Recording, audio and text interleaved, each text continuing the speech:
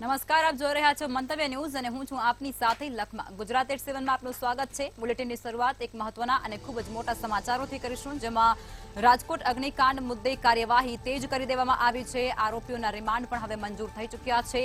તો ચારેય આરોપી અને અધિકારીઓના 12 જૂન સુધીના રિમાન્ડ છે તે મંજૂર કરી દેવામાં આવ્યા છે. ટીપીઓ મનસુખ સાગઠિયાના 12 જૂન સુધીના રિમાન્ડ મંજૂર કરી દેવામાં આવ્યા છે. ત્યારે એટીપીઓ મુકેશ મકવાણાના 12 જૂન સુધીના રિમાન્ડ પણ મંજૂર થઈ ચૂક્યા છે. એટીપીઓ ગૌતમ જોશીના 12 જૂન સુધીના રિમાન્ડ મંજૂર થઈ ચૂક્યા છે. એટલે ચારે ચાર જે અધિકારીઓ છે આરોપી તેમના રિમાન્ડ મંજૂર થઈ ચૂક્યા છે.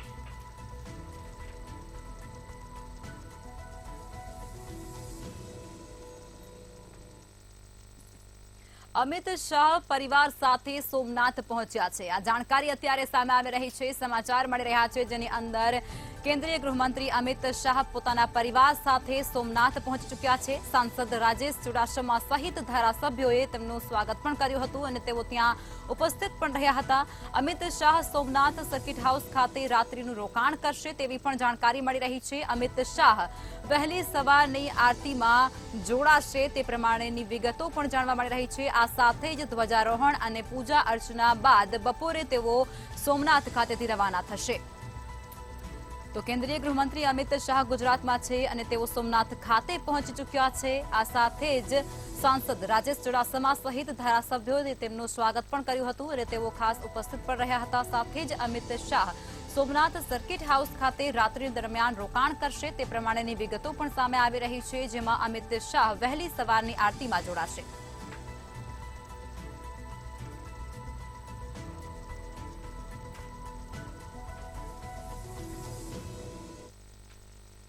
જૂનાગઢની અંદર ભૂકંપનો આંચકો અનુભવાયા હોવાની જાણકારી અત્યારે પ્રકાશમાં આવી રહી છે. સમાચાર હાલ જૂનાગઢથી મળી રહ્યા છે. જૂનાગઢની અંદર ભૂકંપનો આંચકો અનુભવાયો છે. તાલાલાથી 13 કિલોમીટર દૂર ઉત્તર પૂર્વમાં ભૂકંપનું કેન્દ્ર બિંદુ પણ નોંધાયું છે. ભૂકંપની તીવ્રતાની વાત કરવામાં આવે તો 3.8ની તીવ્રતા આ ભૂકંપની નોંધાય છે.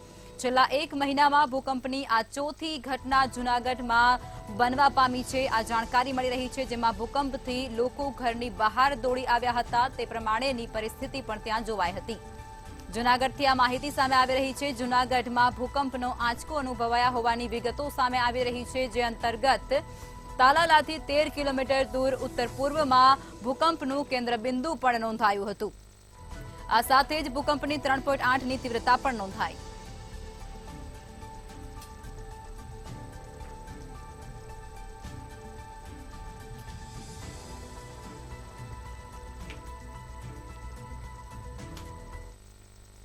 રાજકોટ દુર્ઘટના બાદ હવે વડોદરા મનપાનું તંત્ર છે તે સફાળું જાગી ચૂક્યું છે અને તેના દ્વારા કાર્યવાહી હાથ ધરવામાં આવી રહી છે. વડોદરાની અંદર રાજકોટ દુર્ઘટના બાદ મનપાની ટીમ કાર્યરત થઈ ચૂકી છે. મનપા કમિશનરની ટીમ ધાર્મિક સ્થાનોની મુલાકાત લેવા માટે પહોંચી રહી છે. ધાર્મિક સ્થાનોમાં ફાયર સંસાધનો છે કે કેમ તેને લઈ અને તપાસ પણ તેમના દ્વારા હાથ ધરવામાં આવી રહી છે. મંદિરની વિઝિટ બાદ ફાયર ટીમ જુમા મસ્જિદ પહોંચી છે તે પ્રમાણેની વિગતો પણ સામે આવી છે. ધાર્મિક સ્થાનોમાં ફાયર સંસાધનો છે કે કેમ તેને લઈ અને તપાસ વડોદરા મનપા દ્વારા કરવામાં આવી રહી છે. એટલે સ્પષ્ટ છે કે રાજકોટ દુર્ઘટના ઘટી અને ત્યારબાદ હવે વડોદરા મનપા પણ ક્યાંક જાગી ચૂકી છે અને કાર્યરત થઈ ચૂકી છે.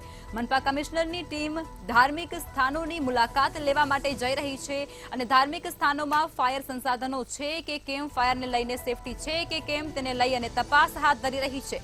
ત્યારે મંદિરની વિઝિટ બાદ ફાયરની ટીમ છે તે જુમા મસ્જિદ ખાતે પણ પહોંચી હતી. ધાર્મિક સ્થાનોમાં ફાયરને લઈ અને કેવા પ્રકારની સેફટી છે તેને લઈ અને તપાસ અત્યારે વડોદરા મનપા દ્વારા કરવામાં આવી રહી છે.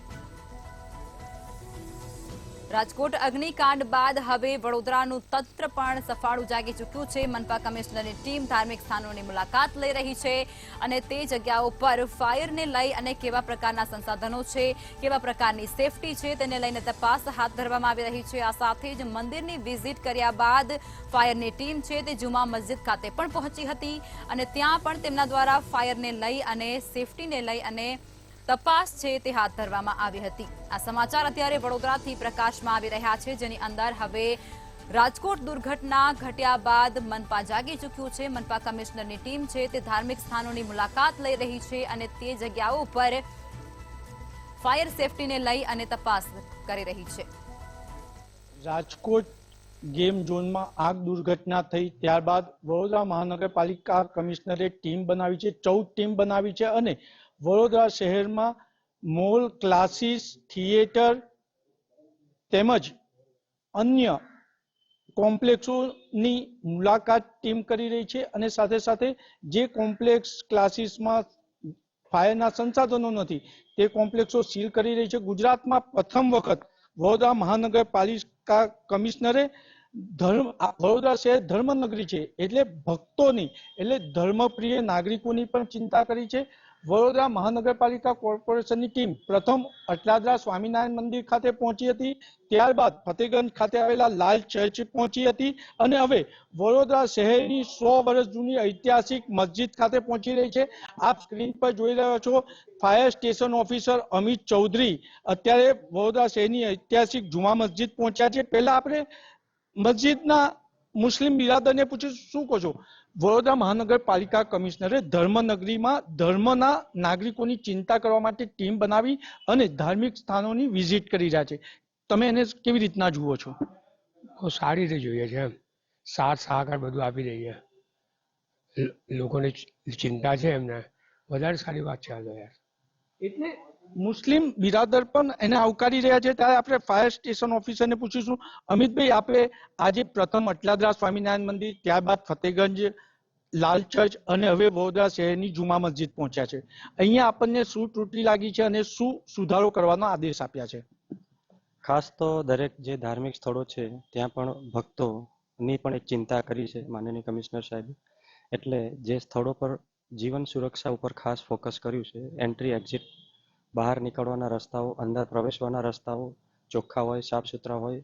જો પ્રવેશ દ્વાર એક જ હોય તો 2 હોવા જોઈએ, 2 થી 3 હોય તો પણ સારું, તો આપાતકાલીન પરિસ્થિતિમાં સરળતાથી ભક્તો બહાર નીકળી શકે અને પોતાની સુરક્ષા કરી શકે। સાથે સાથે કદાચ ફાયરના આગ લાગતી હોય તો એના આગ બુઝાવવાના સાધનો પણ સ્થળ પર હોય તો એ બાબતે સ્થળ તપાસ કરીને અને દરેક ધાર્મિક સ્થળો પર જે ત્રુટિઓ જણાય એ મુજબ ત્યાં સૂચનાઓ અને નોટિસ આપી હતી। અમિતભાઈ, અહીંયા વડોદરા શહેરની આ 100 વર્ષ ઐતિહાસિક જુમા મસ્જિદ છે, અહીંયા શું ત્રુટિ જણાઈ અને શું સુધારો કરવાની સૂચન કરવામાં આવ્યું છે? ઘણી જૂની મસ્જિદ છે અને ઐતિહાસિક મસ્જિદ છે, હેરિટેજ મસ્જિદ છે, એક યાદગાર મસ્જિદ છે અને એ મસ્જિદમાં પણ જીવન સુરક્ષા માટે ખાસ અહીંયા જેટલા પણ ભક્તો છે એમણે પણ સહકાર આપ્યો છે અને એમણે પણ કહ્યું છે કે જે ત્રુટિ હશે અમે પૂર્તતા કરશું। પ્રવેશ દ્વાર એક છે તો એમણે પણ કહ્યું કે પ્રવેશ દ્વાર આપણે અન્ય પણ બનાવશું, જેથી અમારી સૂચનાથી એમણે એ પણ ધ્યાન લીધું છે અને આગ ઓલવવાના સાધનો પણ અમે વસાવશું જે જરૂરિયાત મુજબ। એ રીતે એમણે યોગ્ય સહકાર આપ્યો છે અને એક સાથ સહકારથી આ એક ઇન્સ્પેક્શન થયું અને ઇન્સ્પેક્શન દરમિયાન એક જે ત્રુટિઓ જણાય એ લોકો સાથે તૈયાર છે, સહમત છે। એટલે ફાયર વિભાગ એટલે વડોદરા મહાનગરપાલિકા કમિશનર ટીમ દ્વારા જે નિરીક્ષણ કરવામાં આવ્યું ત્યાં એન્ટ્રી એક જ છે એટલે એક્ઝિટ નથી, તે એક્ઝિટ બનાવવા માટેનું સૂચન કર્યું છે। સાથે સાથે ફાયરના સંસાધનો નથી એ પણ વસાવવાની વાત કરી છે। એટલે આજે પહેલી વખત ગુજરાતમાં ધાર્મિક સ્થાનોની ફાયરની ટીમ વિઝિટ કરી અને જે ત્રુટિ છે તેને સુધારવા માટેનું સૂચન કરી રહી છે। કેમેરામેન કેતન સિંધે સાથે નિલેશ બ્રહ્મભટ્ટ, મંતવ્ય ન્યૂઝ, વડોદરા। સમાચારમાં આગળ વાત કરીએ તો સમાચાર દાહોદથી મળી રહ્યા છે। દાહોદથી હાલ મોટા અને મહત્વના સમાચાર, જેની અંદર નકલી કચેરી બાદ ખેતી લાયક જમીનમાં નકલી હુકમનો કૌભાંડ છે તે દાહોદમાંથી પ્રકાશમાં આવ્યું છે। ખેતી લાયક જમીનને બિનખેતી બનાવ્યાનો ખુલાસો છે તે દાહોદની અંદર થઈ રહ્યો છે। જમીનના એને બાદ હવે પ્લોટિંગ કરી અને વેચાણ કર્યા હોવાનો ખુલાસો પણ અત્યારે સામે આવી રહ્યો છે। તો માલિક જકરિયા ટેલર અને હુકમો બનાવનાર શૈશવ શાહનું કૌભાંડ છે તે પણ પ્રકાશમાં આવ્યું છે। પોલીસે જમીન માલિક અને નકલી હુકમો બનાવનારાની અટકાયત પણ કરી લીધી છે અને ત્યારબાદ કાર્યવાહી પણ આગળની હાથ ધરી છે। આ સમાચાર દાહોદથી છે, જેમાં નકલી કચેરી બાદ હવે ખેતી લાયક જમીનમાં નકલી હુકમનો કૌભાંડ સામે આવ્યો છે। ખેતી લાયક જમીનને બિનખેતી બનાવ્યાનો મોટો ખુલાસો છે તે દાહોદમાં થઈ રહ્યો છે। જમીનના એને બાદ પ્લોટિંગ કરી અને તેનું વેચાણ કર્યા હોવાનો ખુલાસો છે તે સામે આવી રહ્યો છે। ત્યારે માલિક જકરિયા ટેલર અને હુકમો કરવાનાર શૈશવ શાહનું પણ કૌભાંડ છે તે સામે આવ્યું છે. પોલીસે જમીન માલિક અને નકલી હુકમો બનાવનારની અટકાયત પણ કરી લીધી છે અને ત્યારબાદ તપાસ પણ હાથ ધરી છે. તો પોલીસે બંને આરોપીઓના 2.5 દિવસના રિમાન્ડ પણ આપ્યા છે. દાહોદ જિલ્લા પંચાયતના ચીટણીશ વિજય ડામોરે નોંધાવી હતી ફરિયાદ. નકલી હુકમો કેટલીક જમીનોમાં રજૂ કરાયા છે કે તે અંગે તપાસ પણ હવે આગળ હાથ ધરાશે. અધિકારીઓ અને કર્મચારીઓ નકલી એને હુકમોની રડારમાં આવી શકે છે તે પ્રમાણે પણ જાણવા મળી રહ્યું છે. કરોડો રૂપિયાનું પ્રીમિયર ઉડાવી અને સરકારી તિજોરીને નુકસાન પહોંચાડ્યું છે.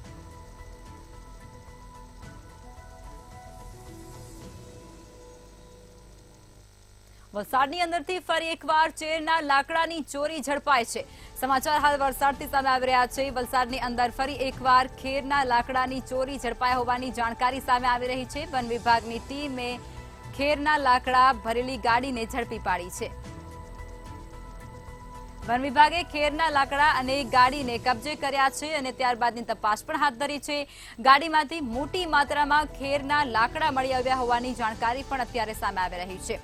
તો ત્યાંથી વાહન ચાલક ગાડી મૂકી અને ફરાર થયો હોવાની પણ વિગતો જાણવા મળી રહી છે. આ સમગ્ર માહિતી છે તે પ્રકાશમાં આવી રહી છે વલસાડથી, જેમાં ગાડી નંબરના આધારે આરોપી સુધી પહોંચવા માટે તજવીજ પણ હાથ ધરી દેવામાં આવી છે. વન વિભાગની ટીમે ખેરના લાકડા ભરેલી ગાડી છે તેને કબજે કરી છે, ઝડપી પાડી છે.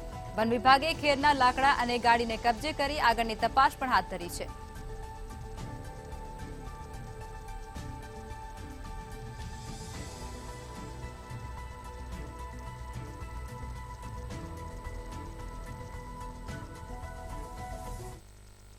સુરતની અંદર ધોળા દિવસે ચોરીને અંજામ આપ્યા હોવાની ઘટના હાલ પ્રકાશમાં આવી રહી છે. તસ્કરોનો ત્રાસ સુરતમાં હજુ પણ યથાવત જોવા મળી રહ્યો છે. ધોળા દિવસે ચોરીને અંજામ આપ્યો છે. દીપસાગર એપાર્ટમેન્ટમાં ચોરીની સમગ્ર ઘટનાને અંજામ આપવામાં આવ્યો છે. બપોર દરમિયાન ઘરમાં કોઈ ન હોવાને કારણે ચોરીની ઘટના બની હોવાની જાણકારી મળી રહી છે. તસ્કરો રોકડ અને દાગીનાની ચોરી કરી અને ત્યાંથી ફરાર થયા છે. આ સમગ્ર ઘટના સુરતની અંદર બનવા પામી છે, જેમાં બપોર દરમિયાન ઘરમાં કોઈ ન હોવાને કારણે તસ્કરોએ ચોરીની ઘટનાને અંજામ આપ્યો છે. તો સુરતમાં તસ્કરોનો ત્રાસ યથાવત, કારણ કે ધોળા દિવસે ચોરીની ઘટનાને સુરત શહેરમાં અંજામ મળ્યો છે. દીપસાગર એપાર્ટમેન્ટની અંદર ચોરીની સમગ્ર ઘટના બની છે, જેની અંદર બપોર દરમિયાન ઘરમાં કોઈ ન હોવાને કારણે તસ્કરો ઘરમાં ત્રાટક્યા હતા અને ત્યારબાદ ચોરીની ઘટનાને અંજામ આપી અને તસ્કરો રોકડ રકમ અને દાગીના સહિતની ચોરી કરી અને ત્યાંથી ફરાર થયા છે. તો આ સમાચાર અત્યારે સુરતથી પ્રકાશમાં આવી રહ્યા છે. સુરતની અંદર ધોળા દિવસે ચોરીની ઘટનાને અંજામ આપવામાં આવ્યો છે. તસ્કરો બેફામ બન્યા હોય તે પ્રકારની ઘટના પ્રકાશમાં આવી છે. દીપસાગર એપાર્ટમેન્ટમાં બની ચોરીની ઘટના. અલકા મહેશ ભાલેકર. શું ઘટના બની હતી તમારી જોડે? અમારે હું તો કામ પર નીકળી જાઉં છું. હું તો કેતન શામાં કામ કરું છું હોસ્પિટલમાં. અમારે સવારે ડ્યુટીમાં જ જતી છું. આ છોકરા લોકો 10:30 વાગે બધા જાય કામ પર. મારા હસબન્ડ પર દુકાને જાય. જે ચોરી થવાની ઘટના બની હતી તે કયા સમય ઉપર બની હતી? એ બસ એ મારા હસબન્ડ આવ્યા ને જમવા માટે બપોરે 2 વાગે, ત્યારે જોયું તો ટાળું બી ખુલ્લું ને કબાટમાં બધું આ સામાન વિખરાયેલું હતું. કેટલા વાગ્યાની તમને કઈ ખબર છે સમય? ના ભાઈ, અમે તો કામ પર જઈએ એટલે કઈ ખબર જ નહીં ને. બપોરે સવાર તો અમે હોય જ, બધા કામ પર જ નીકળી જાય. બપોર જ બની, એ બપોર જ બની. કયો વિસ્તાર છે? આ ગોપીપુરા હનુમાન 4 રસ્તા, દીપસાગર એપાર્ટમેન્ટ. આવી રીતે લઈ ગયા છે? બધું મારા દાગીના બધા લઈ ગયા. મારા છોકરા, મારા ભાણેજ લોકોના 2 દાગીના હતા, એ બધા લઈ ગયા. આસપાસ કેટલા પૈસાના હશે? પૈસા તો 8-1 હજાર રૂપિયા હતા.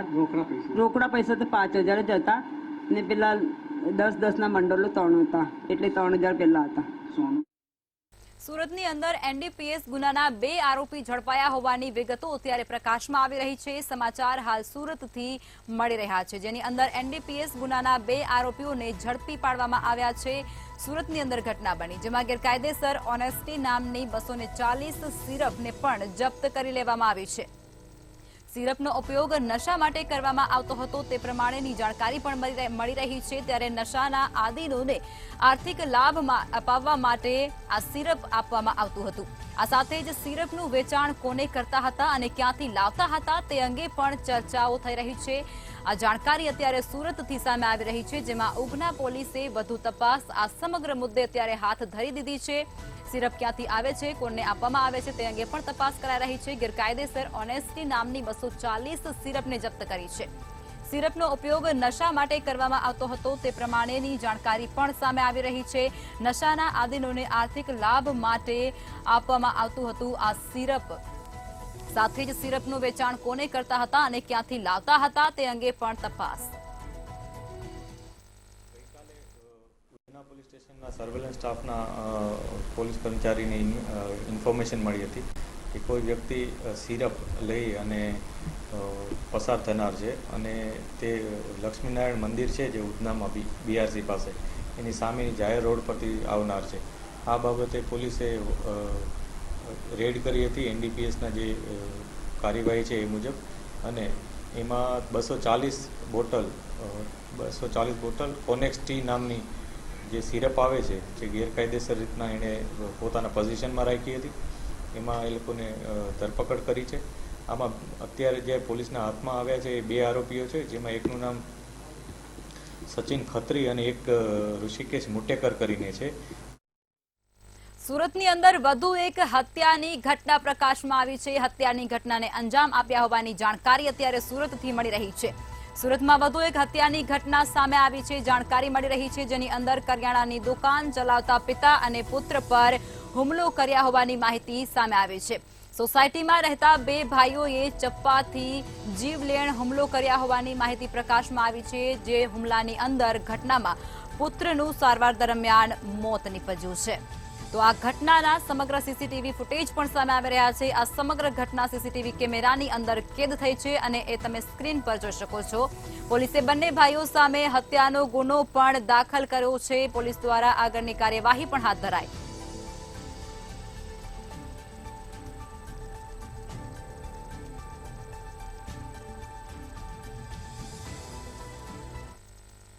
તાપીમાં સોનગઢ ડમ્પિંગ સાઇટ પર ભીષણ આગ લાગ્યા હોવાની જાણકારી અત્યારે સામે આવી રહી છે। સમાચાર હાલ તાપીથી મળી રહ્યા છે, જે અંતર્ગત સોનગઢ ડમ્પિંગ સાઇટ પર ભીષણ આગ લાગ્યા હોવાની જાણકારી સામે આવી રહી છે।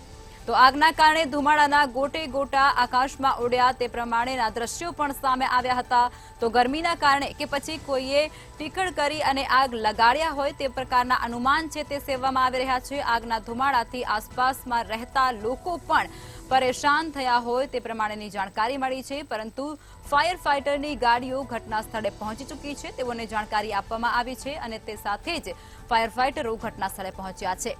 સોનગઢ ડમ્પિંગ સાઇટ પર ભીષણ આગ લાગ્યા હોવાની જાણકારી તાપીથી અત્યારે સામે આવી રહી છે, જેમાં આગ પર કાબુ મેળવવા માટે ફાયર તંત્ર છે તે દોડતું થયું છે અને ઘટનાની જાણ થતાની સાથે જ તેઓ ડમ્પિંગ સાઇટ પર પહોંચ્યા છે। ત્યારે ગરમીના કારણે આગ લાગી છે કે પછી કોઈ ટીખળના કારણે આગ લાગી છે તે પ્રમાણેની તપાસ છે તે પણ હવે હાથ ધરવામાં આવશે। જો કે આગના ધુમાડાથી આસપાસ રહેતા લોકો છે તે ક્યાંક પરેશાની ભોગવી રહ્યા છે।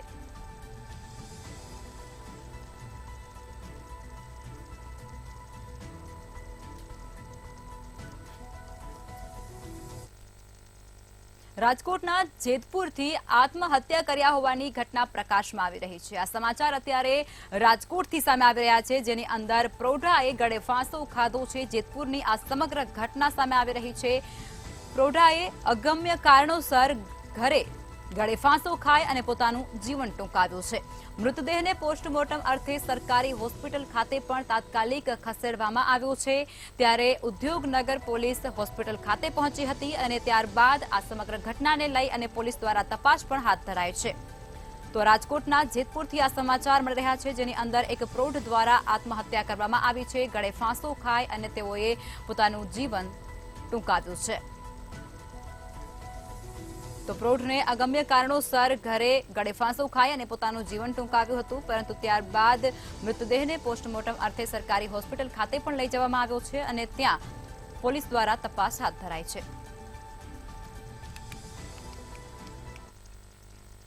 હાલ રાજ્યના મોટા ભાગના જિલ્લાઓમાં ગરમીનો પ્રકોપ જોવા મળી રહ્યો છે. કાળઝાળ ગરમીથી લોકો ત્રાહિમામ પોકારી ઉઠ્યા છે. ત્યારે રાજ્યના હવામાન વિભાગે રાહતના એક સમાચાર પણ આપ્યા છે, જેમાં આગામી દિવસોમાં તાપમાનમાં 2 થી 3 ડિગ્રીનો ઘટાડો જોવા મળશે. કચ્છ, પાટણ, બનાસકાંઠા, સુરેન્દ્રનગરમાં પણ ઝડપથી પવન ફૂંકાઈ શકે છે. 2 દિવસ અને 4 જિલ્લામાં આંધી અને વંટોળની આગાહી પણ હવામાને કરી છે. તો હાલ અરબસાગરમાં ડીપ સ્ટીપ પ્રેશર બની ચૂક્યું છે અને અરબસાગરમાંથી ફૂંકાતા પવનોના કારણે રાજ્યમાં 2 થી 3 ડિગ્રી તાપમાન ગગડશે. તો દરિયાકાંઠાના વિસ્તારોમાં પ્રતિ કલાક 25 થી 30 કિલોમીટરની ઝડપે પવન ફૂંકાવાની પણ શક્યતા હવામાન વિભાગે વ્યક્ત કરી છે.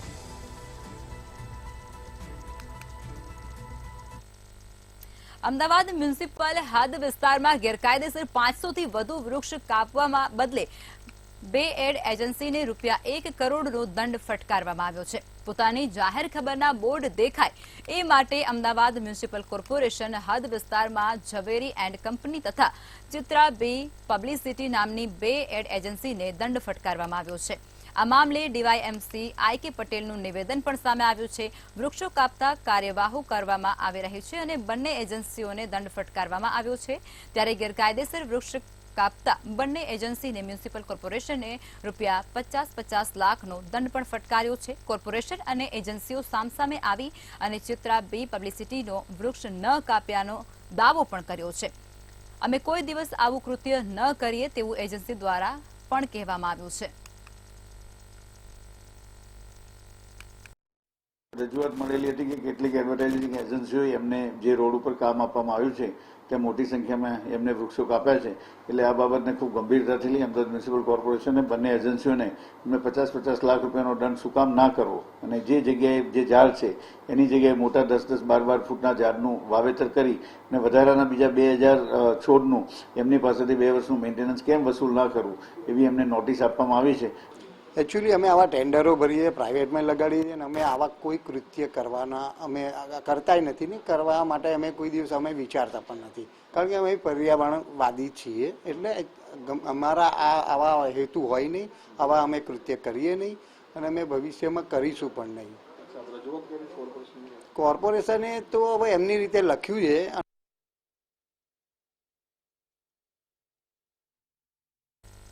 ધોળકાના કાદીપુર ગામે કેમિકલવાળું લાલ રંગનું પાણી ઠાલવતા સ્થાનિકોમાં રોગચાળો ફાટી નીકળવાનો ભય સતાવી રહ્યો છે. કોઈ અજાણ્યા શખ્સો દ્વારા કેમિકલવાળું લાલ રંગનું પાણી ઠાલવવામાં આવ્યું હોવાનો સ્થાનિક લોકો દ્વારા આક્ષેપ કરવામાં આવ્યો છે. સામાજિક કાર્યકર આર્યન મકવાણા રજોડાને જાણ કરતા તેઓએ સરપંચને રજૂઆત કરી હતી. ત્યારે સરપંચે આગળ કાર્યવાહી ન કરતા આર્યન મકવાણા દ્વારા વિકાસ અધિકારીને આવેદનપત્ર પણ આપવામાં આવ્યું હતું. ત્યારે ગ્રામજનોએ માંગ કરી છે કે તપાસ કરી અને ત્યારબાદ કડક કાર્યવાહી પણ કરવામાં આવે.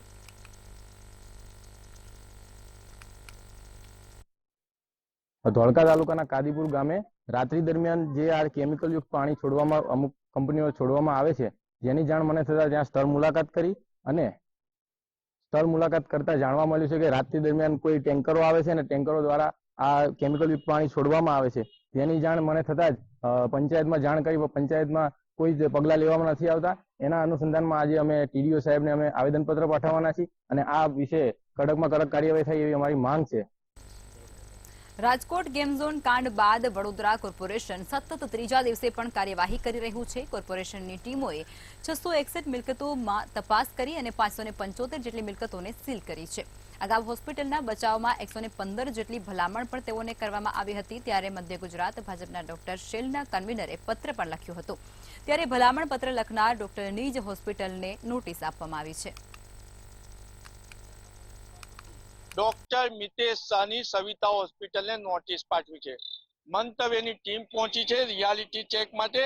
વડોદરા કોર્પોરેશન સતત ત્રીજા દિવસે કડક કાર્યવાહી કરી રહી છે. કોર્પોરેશનની 14 ટીમોએ 661 મિલકતમાં તપાસ કરી અને 575 મિલકતોને સીલ કરી છે.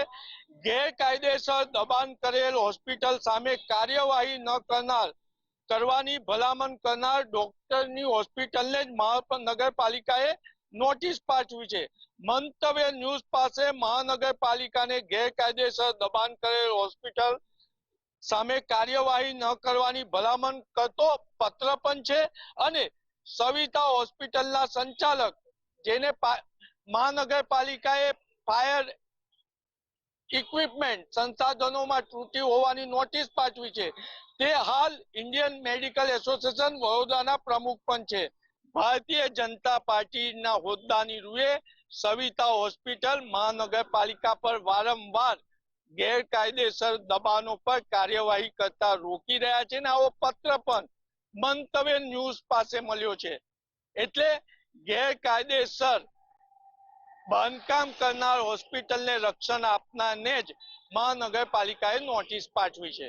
કેમેરામેન કેતન સિંધે સાથે નિલેશ બ્રહ્મભટ્ટ, મંતવ્ય ન્યૂઝ વડોદરા.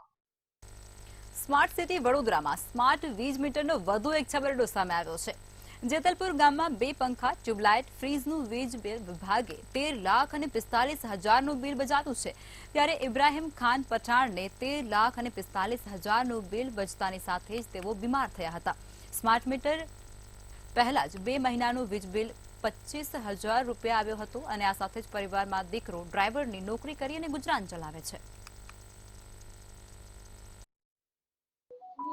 સ્માર્ટ સિટી વડોદરામાં સ્માર્ટ વીજ મીટરનો વધુ એક છબરડો. જેતલપુર અગ્રવાલ ગેસ્ટ હાઉસ પાસે રહેતા ઇબ્રાહીમ ખાન પઠાણને વીજ કંપનીએ બજાવ્યું 13,45,000નું બિલ. આપ જોઈ શકો છો, મંતવ્યની ટીમ પહોંચી છે ઇબ્રાહીમભાઈની ઘેરે. ઇબ્રાહીમભાઈની ઘેરે 2 પંખા, 2 ટ્યુબલાઇટ અને 1 ફ્રીજ છે અને બિલ આપ્યું છે 13,45,000. ઇબ્રાહીમભાઈ પઠાણને 13,45,000નું બિલ મળતા ઇબ્રાહીમભાઈ પોતે જ ચિંતિત થઈ અને બીમાર થયા છે. આપ સ્ક્રીન પર જોઈ શકો છો, સ્માર્ટ વીજ મીટરના કારણે ઇબ્રાહીમભાઈ બીમાર થયા, પરંતુ વીજ કંપનીને કોઈ અસર નથી. આપણે ઇબ્રાહીમભાઈના પરિવારને પૂછીશું, શું કહો છો, તમને 13,45,000 રૂપિયા જેટલી ઇલેક્ટ્રિસિટી તમે વાપરી નાખી? અમારે પણ એવું કશું તો અમે કઈથી એટલું બધું વાપરીએ? એ લોકોને આપતા જરા વિચાર આપવું જોઈએ ને. અમારે ટેન્શન ના મારા જો મારા ઘરવાળા પણ બીમાર કેટલા થઈ ગયા છે. 1 મહિનાથી અમારા બાબો ત્યાં ધક્કા ખાય છે, 1 મહિનાથી 4 અઠવાડિયાથી પણ કશું થતું નથી, કશું એ લોકો કરતા નથી ને આ ટેન્શનમાં મરવા પડ્યા છે. હવે એમનું અમારે શું કરવાનું ને? એમને કશું થઈ જશે તો પછી આ ટેન્શનમાં તો અમારે અમારું જૂનું મીટર જ જોઈએ, અમારે સ્માર્ટ મીટર જોઈએ જ નહીં.